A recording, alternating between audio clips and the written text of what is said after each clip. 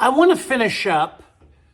Of course, this might be the only one that you're listening to. So if it is, you might want to look for other videos on my YouTube channel that I've been teaching these mini sermons, if you want to call them. I mean, what I do is much like preaching a sermon, only they're shorter, right? But I've been dealing with Hebrews, and I'm finishing up with Hebrews 13, verse 15. And there are two things that really stand out here: thankfulness and sharing. And there's some intensity with it. Let's look at it. Hebrews 13, 15. Through Jesus, therefore, let us continue to offer to God a sacrifice of praise, the fruit of lips that confess his name. Verse 16. And do not forget to do good and to share with others, for with such sacrifices, God is pleased. The concept of sacrifice is a well-known thesis, thesion, that has to do with the sacrificial offering. And in Hebrews 13, 15, and 16, it's given us two sacrificial offerings. Continually be thankful, praise, the ananosis, the thankfulness of the heart.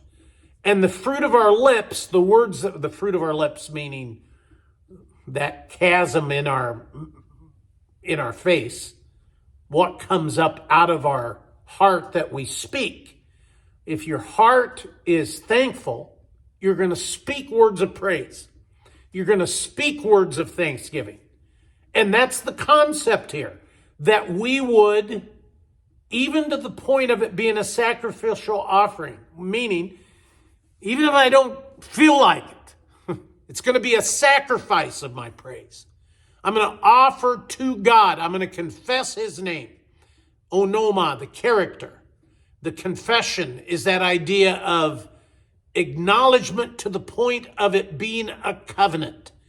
That my acknowledgement of God is my covenant to his character. And my covenant to his character is the sacrifice that comes through me being thankful at all times. Let us continually offer to God a sacrifice of praise, the fruit of lips that confess his name at all times. No matter what the sacrifice required, may we offer God the sacrifice of our praise. Now, we don't need to remind God that what we're doing is a sacrifice of our praise. What we need to do is just do it. And as we just do it, I think that you'll find in your heart, the more thankful you are, even if you don't emotionally or physically feel like that, the more that you allow that Spirit of God within you to offer him the sacrifice of praise, the more joyful every aspect of your life becomes. And do not forget to do good, be benevolent, and to share the koinonias, the partnership of goodness with others, even if it involves a sacrifice.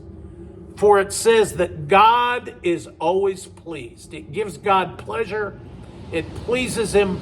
It gratifies him entirely when he sees that we are sharing, even if it requires a sacrifice. You know, so many people give out of their abundance.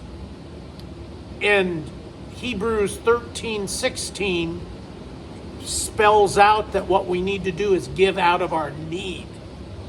Give to each other even out of our need, even if it involves a sacrifice.